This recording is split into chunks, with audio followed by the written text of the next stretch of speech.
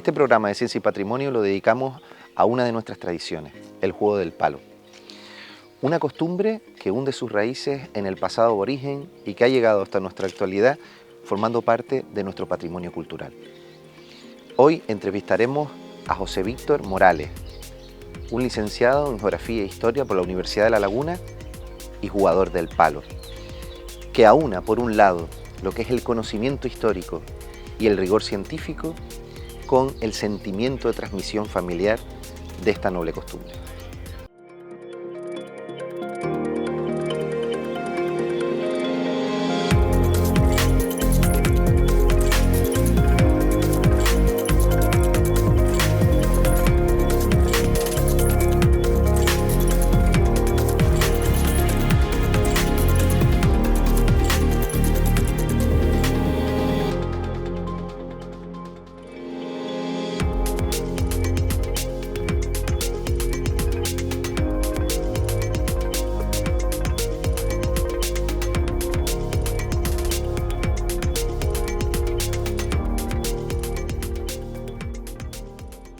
Bueno, yo soy José Víctor Morales, actualmente soy el responsable de la Escuela Familiar de Juego del Palo de los Morales de San Andrés, y la tarea que tenemos encomendada es mantener la tradición, estudiar nuestros juegos, tanto a nivel práctico como historiográfico, y nos reunimos con la familia y los alumnos para practicar esta tradición que llevamos ya más de 40 años en esta nueva etapa de trabajo, y nuestro objetivo fundamental es mantenerlo tal y como se nos transmitió a nosotros por nuestros antepasados y preservarlo de innovaciones que no tengan nada que ver con nuestra historia.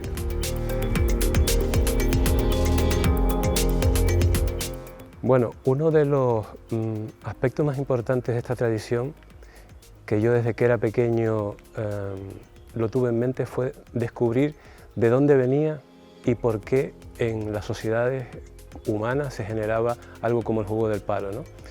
Entonces casi me preparé desde pequeño, porque yo decidí estudiar Geografía e Historia, me licencié en Historia y me especialicé en Historia de Canarias, para entender los procesos por los cuales se genera una tradición como esta y los procesos por los cuales llega hasta nuestros días y se va transformando, ¿no?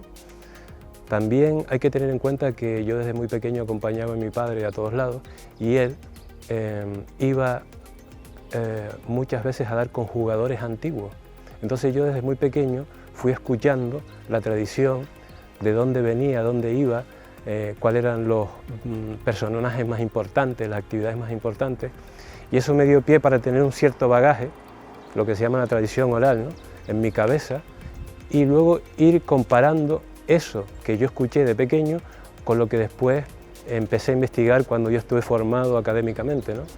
Entonces el objetivo, como ya dije antes, era entender primero por qué surge un juego de palos entre personas en una sociedad como la canaria prehispánica, y lo siguiente era ver cómo había llegado hasta nuestros días, ¿no?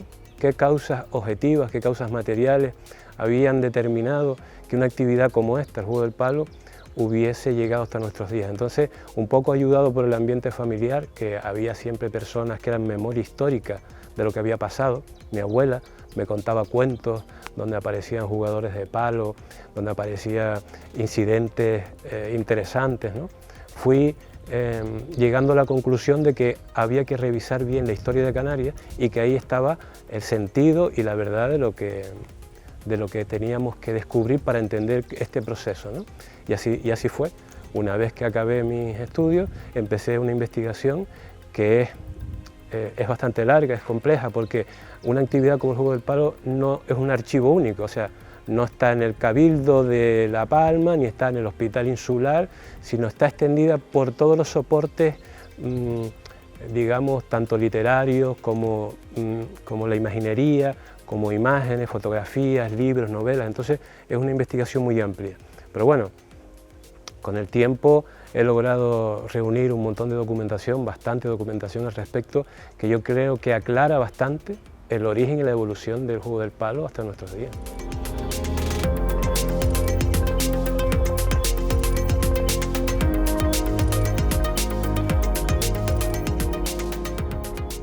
lo que queríamos comentar es que la base de este juego, de este sistema, es buscar el cuerpo del contrario. En nuestro sistema los palos no chocan continuamente. Tira, tira, para. En nuestro sistema jugamos, como decía el maestro, al contragolpe. Y el contragolpe implica que no hacíamos caso del palo del contrario, sino que íbamos a por su cuerpo. Tira un palo a la cabeza. Entonces aquí hemos hecho un vacío y el palo ha ido a la cabeza del contrario. Ahora te voy a dar un golpe, atájalo. ¿Ven? Vamos buscando continuamente el cuerpo del contrario, por eso los palos no chocan. Cuando él intenta defenderse, ya yo voy otra vez. Defiéndete, voy otra vez. Cuando él está preparado, hago un movimiento recogido, ven, y busco la espalda del contrario.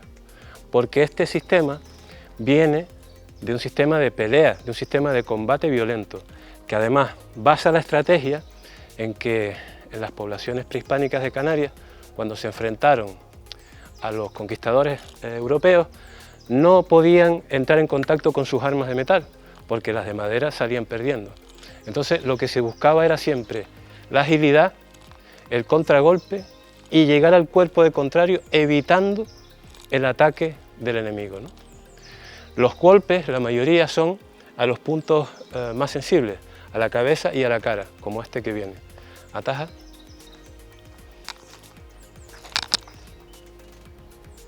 ¿Ven?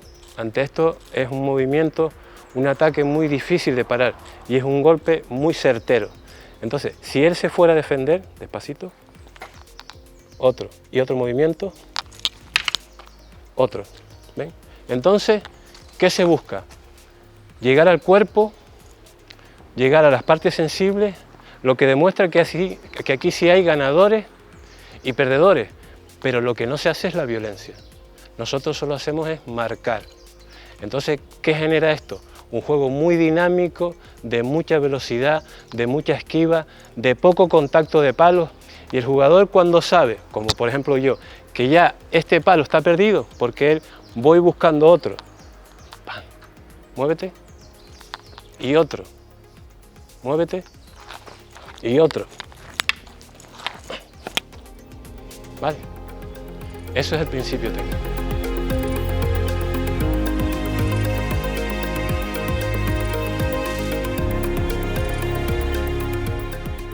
El juego del palo es como un termómetro de nuestra sociedad. Esas tradiciones tan profundas, tan metidas en el seno de la sociedad, en el lecho de las clases tradicionales, un poco, si tú las analizas, al mismo tiempo analizas la sociedad, porque lo que le pasa a la tradición, le pasa a la sociedad.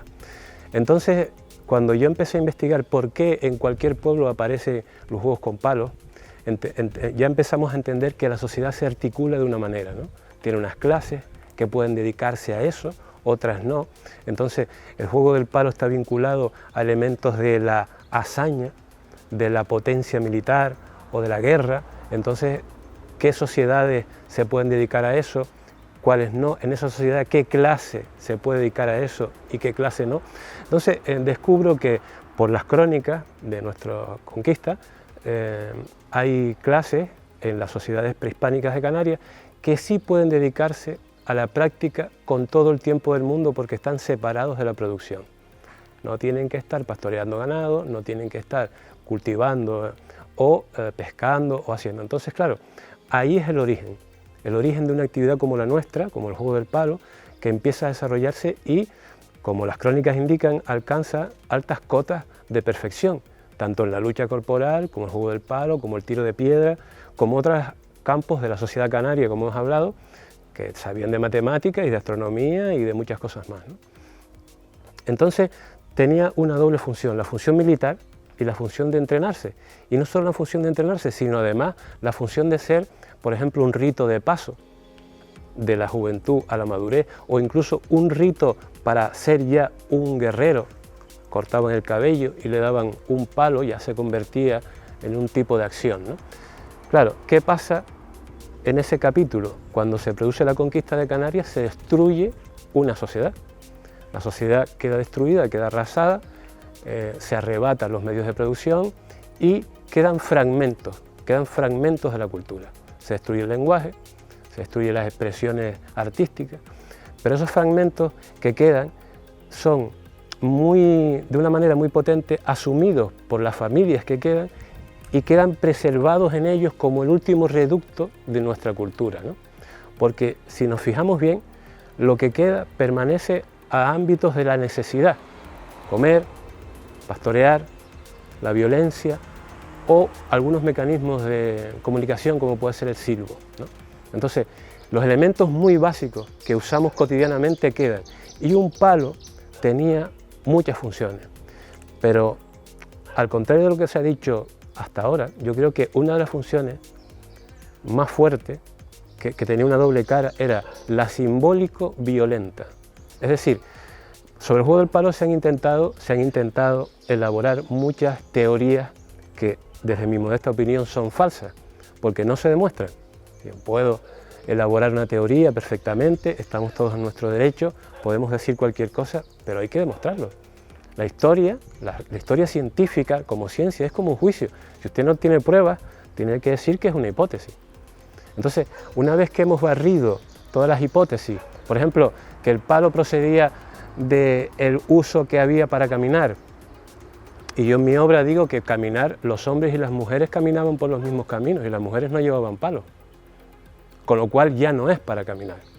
Entonces, yo me refiero al uso simbólico violento, es decir, llevar un palo te señala como perteneciente a una etnia que otra persona no lo es porque no lo lleva.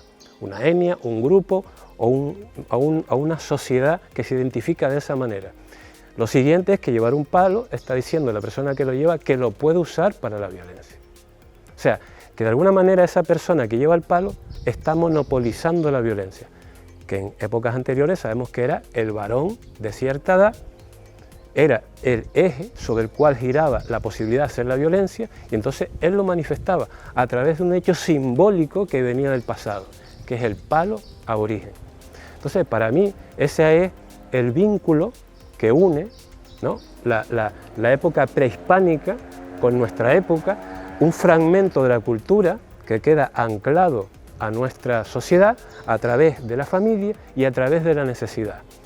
También encuentro que la sociedad canaria anterior a nuestros días es muy violenta, es hiperviolenta. O sea, hay muchos conflictos, hay mucha violencia moderada, porque el palo es un elemento también, que esto tiene mucho valor, que no es algo de una violencia definitiva, o sea, no es un cuchillo ni es un arma de fuego.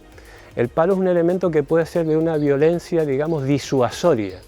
2 palos y se acabó el problema, ¿vale? Hay muertos con palos, yo tengo localizado, pero son las menos de las veces.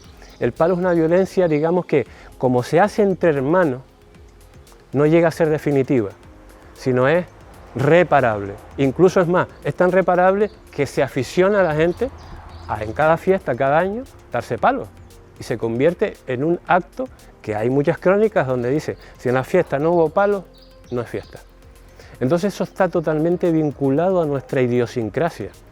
No viene ni de domar camellos, no viene de otros usos, no viene de que alguien se lo inventó, viene porque es una tradición enraizada, metida en vena, desde la época de nuestros antecesores prehispánicos hasta nuestros días. Y los mecanismos están ahí.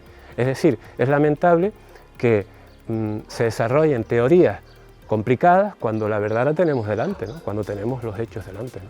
Y entonces la evolución del palo fue esa, mantenida ahí, hasta que ya en la contemporaneidad, cuando pasamos prácticamente de mediados del siglo XIX al siglo XX, la sociedad se revoluciona con la llegada masiva de turistas, con los cambios sociales, con la llegada de espectáculos, y el juego del palo pasa de ser un acto simbólico violento a ser un espectáculo, hasta que pagas para verlo. O sea, el juego del palo se transforma en algo que es visto para que el de afuera lo vea, pero claro, no podemos rompernos la cabeza y mostrárselo a los turistas.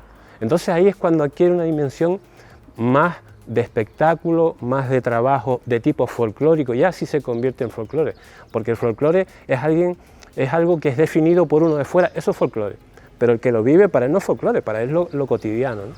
Entonces en ese momento es cuando el juego del palo ya se va transformando en otra cosa, en lo que tenemos hoy, que está vinculado a los actos lúdicos.